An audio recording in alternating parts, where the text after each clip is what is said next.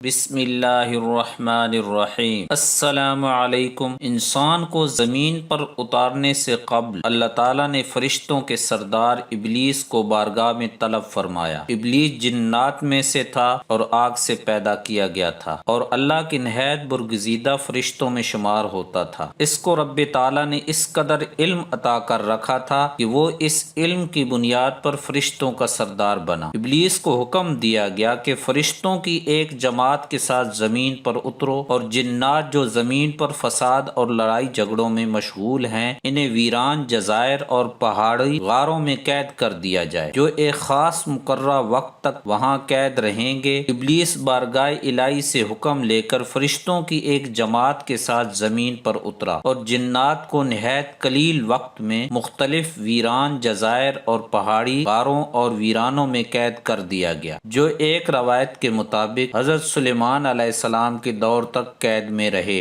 اور پھر مشیت ربی کے تحت انہیں آزادی ملی اور وہ دنیا میں چلنے پھرنے لگے۔ جنات کو قید کرنے کے بعد عرش الہی تک ابلیس کا فرشتوں کی جماعت کے ساتھ سفر شروع ہوا۔ دوران سفر ابلیس کے دل میں غرور اور تکبر نے سر اٹھایا اور اس نے نہایت قلیل وقت میں نہایت طاقتور جنات کو قید کرنے سے متعلق غرور کیا۔ اس کی خبر رب تعالیٰ کو تو ہو گئی مگر دیگر فرشتے اس سے بے خبر رہے۔ روایت میں آتا ہے کہ یہ پہلا موقع تھا جب ابلیس نے غرور کیا، جبکہ اللہ تعالیٰ نے اس غرور کو ختم کرنے کے لیے حضرت آدم علیہ السلام کے سامنے سجدہ کرنے کا حکم دیا، تو ابلیس نے انکار کر دیا، کیونکہ جنات کو قید کرنے کے بعد اس کے دل میں غرور اور تکبر آ چکا تھا۔ میں آگ سے بنا ہوں، یہ مٹی کی پیداوار، میرا اور اس کا کیا جوڑ کہ میں اس مٹی کے پتلے کو سجدہ کروں۔ حکم تعالیٰ سے انکار پر ابلیس کو راندہ درگاہ کرتے ہوئے شیطان ٹھہرا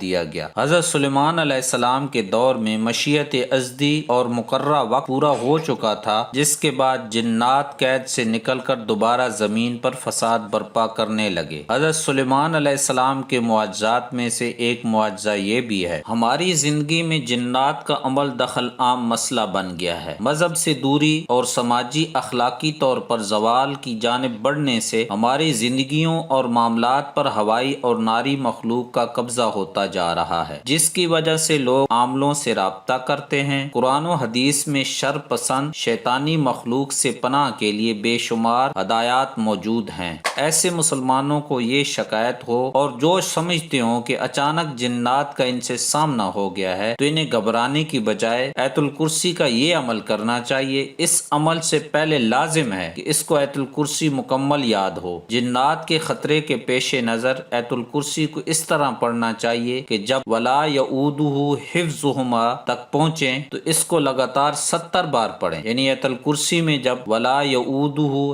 حفظہما تک پہنچیں تو اس کو 70 بار پڑھیں۔ اس موقع پر اگر لاکھوں جنات بھی آپ پر حملہ آور ہوں گے تو اللہ کے حکم سے وہ بھاگ جائیں گے۔ جنات کے وجود کا ذکر قرآن مجید میں بھی ہوا ہے اور ایک پوری سورت جن اس نام سے موجود ہے۔ جنات کے انسانوں پر اثر انداز ہونے کے واقعات بھی آئے روز ہمارے مشاہدے میں آتے ہیں۔ یہ انسانی جسم میں داخل ہو کر اس سے عجیب و غریب حرکات کرواتے اور ایذا پہنچاتے ہیں۔ اس کے پیچھے چند عوامل کار فرما ہوتے ہیں۔ جنات کیسے انسانی جسم پر حاوی ہوتے ہیں، یہ ایک ایسا سوال ہے جو عام آدمی نہیں جانتا۔ مطابق انسان جب نیکی سے غافل ہو کر برائی کی جانب راغب ہوتا ہے تو بد اثرات سے متاثر ہونے کا خطرہ بھی بڑھ جاتا ہے۔ ہوش پرستی اور فحاشی کی حالت میں بھی برائی انسان پر غالب آ جاتی ہے اور ایسے میں جنات جسم میں داخل ہو سکتے ہیں۔ یہ عین ممکن ہے کہ وہ محض آپ کے چہرے کو ناپسند کرتے ہیں اور آپ کے جسم پر قبضہ کر لیں۔ دوسری جانب جنات کو انسان سے محبت بھی ہو سکتی ہے، وہ کسی کو برہنہ حالت میں دیکھ کر بھی اس پر فریفتہ ہو سکتے ہیں اور اس کے جسم پر قابض ہو سکتے ہیں۔ یہ معاملہ خواتین کے ساتھ زیادہ پیش آتا ہے، چونکہ جن انسان سے محبت بھی ہو سکتی ہے جنات کو، اور وہ کسی کو برہنہ دیکھ کر بھی اس پر فریفتہ ہو سکتے ہیں اور اس کے جسم پر قابض ہو سکتے ہیں۔ یہ معاملہ خواتین کے ساتھ زیادہ پیش آتا ہے کیونکہ جن انسان کی نظروں سے پوشیدہ ہیں، اس لیے بعض اوقات ہم انجانے میں انہیں نقصان پہنچا بیٹھتے ہیں۔ مثال کے طور پر آپ کہیں گرم پانی اڈیلتے ہیں یا کسی درخت یا پتھر کی اوٹ میں بیٹھ کر رفع حاجت کرتے ہیں، مگر نہیں جانتے کہ یہاں جنات کا بسیرا ہے۔ آپ کے اس عمل سے وہ ناراض ہو سکتے ہیں اور بدلہ لینے کے لیے آپ کے جسم میں داخل ہو سکتے ہیں۔ بہت زیادہ خوف کی حالت میں یا ایسے معاملات جن سے دور رہنا چاہیے وہ آپ جنات جسم کے کس حصے سے داخل ہو کر انسان پر قبضہ جماتے ہیں، اس حوالے سے مختلف آراء پائی جاتی ہیں۔ تاہم قرین از قیاس یہ ہے کہ انسان کی موت کے وقت روح انسانی ناخنوں، ناک، آنکھ اور منہ سے نکلتی ہے، اور یہی جگہ ایسی ہوتی ہیں جہاں سے جنات انسانی جسم میں داخل ہو کر قبضہ جماتے ہیں۔ اللہ تعالیٰ نے انسان کو شر سے بچنے کے لیے کئی طریقے بتائے ہیں، جن میں حضور اکرم صلی اللہ علیہ وسلم کے ذریعے تعلیم بھی دی گئی ہے، اور کئی ایسی مسنون دعائیں ہیں اور وظائف موجود ہیں جن کے ذریعے جنات کا توڑ کیا جا سکتا ہے۔